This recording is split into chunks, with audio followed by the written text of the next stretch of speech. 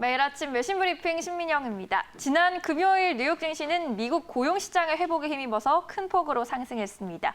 CNBC의 헤드라인 보면요. 다우지수가 800포인트 넘게 전날보다 3.15% 급등했고요. 나스닥은 hits a record, 사상 최고치를 경신하기도 했습니다. 주간 기준으로 다우지수가 6.81%나 점프했고요. S&P 500지수는 4.91%, 나스닥도 3.42% 각각 올랐습니다. 미국의 5월 고용 동향이 예상외로 호조세를 보이는 등 경제가 코로나19로부터 빠르게 회복되는 데 대한 기대감이 반영된 것으로 풀이됩니다. 미국 노동부는 지난 5월 실업률이 전월의 14.7%에서 13.3%로 하락했다고 발표했습니다. 월스트리트저널이 집계한 전문가들의 예상 19.5%보다 대폭 낮았습니다. 일시 해고 상태였던 근로자들이 예상보다 빠르게 일터로 복귀하고 있는 것으로 풀이됐고요. 전문가들은 사상 최악 상황이었던 미국의 고용시장이 이미 저점을 지났을 수 있다라는 진단을 내놨습니다. 이렇게 미국 5월 고용지표가 잘 나오자 트럼프 대통령도 반색하면서 경제가 V자형보다 빠른 로켓선처럼 반등을 보일 것이다라고 장담하면서 이 역시 증시에 긍정적인 영향을 주었습니다. 이날 미국과 중국 간 화해 움직임도 폭등 장세에 한몫한 것으로 관측됩니다.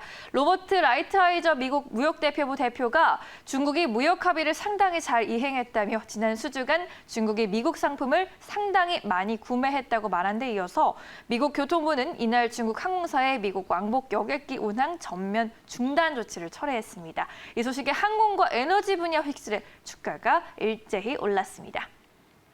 다음으론 유가 관련 소식도 팔로우 해보겠습니다. 마켓워치의 기사입니다. 오펙 플러스가 7월 말까지 사상 최대 규모인 현행 수준의 감산을 유지하기로 합의했습니다.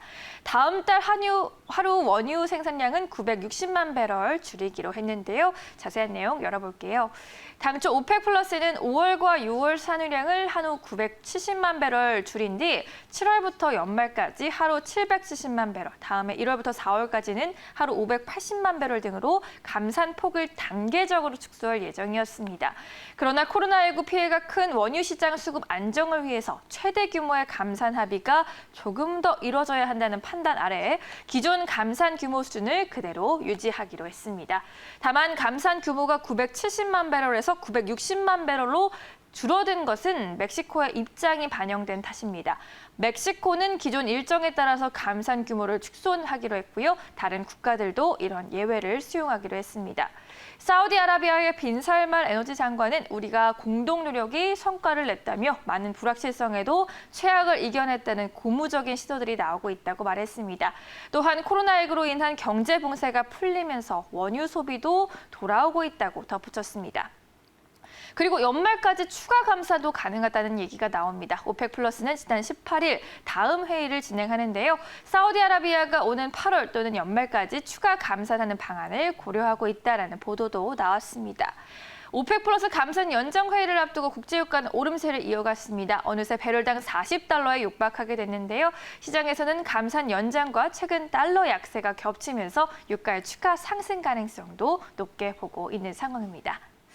마지막으로 블룸버그의 보도로 넘어가 볼게요. 영국의 제약사 아스트라제네카가 렘데시비르로 잘 알려진 미국의 제약업체 길리어드 사이언스의 합병을 제안했습니다. 양측이 합병할 경우 코로나19 치료와 백신 분야에서 큰 진전이 있을 것으로 기대되는데요. 자세한 내용도 들어가 보죠. 이 블룸버그는 이번 사안을 잘 아는 익명의 관계자를 인용해 지난달 아스트라제네카가 길리어드 측의 합병 가능성을 타진했다고 보도했습니다. 다만 구체적인 거래 조건은 제시하지 않았습니다. 관계자는 블룸버그에 길리어드가 내부 논의에 들어갔다며 아직 어떠한 결정도 내려지지 않았다고 말했습니다. 하지만 이와 관련해서 아스트라제네카 측은 소문이나 추측에 대해서는 언급하지 않겠다라고 말했고요. 두 회사의 합병이 성사될 경우 헬스업계 사상 최대 거래가 될 수 있다라고 전했습니다. 아스트라제네카는 영국 기업으로 영국 옥스퍼드대와 공동으로 코로나19 백신을 개발하고 있고요. 올해 9월 백신 공급을 목표로 하고 있습니다. 또한 트럼프 미국 행정부가 코로나19 백신 생산 가능성이 높은 후보군으로 지목한 5개 제약사 중 한 곳입니다. 그리고 길리어드는 코로나19 증증 환자에게 사용할 수 있도록 미국 식품의약국의 긴급 사용 승인을 받은 렘데시비르를 개발한 회사로 유명하죠. 당초 에볼라 치료용으로 개발된 렘데시비르는 코로나 바이러스 계열의 감염병 치료에도 효과가 있는 것으로 전해졌습니다. 이렇게 백신 관련 소식까지 한번 챙겨봤고요. 월요일 외신 브리핑 2부 함께 하셨습니다.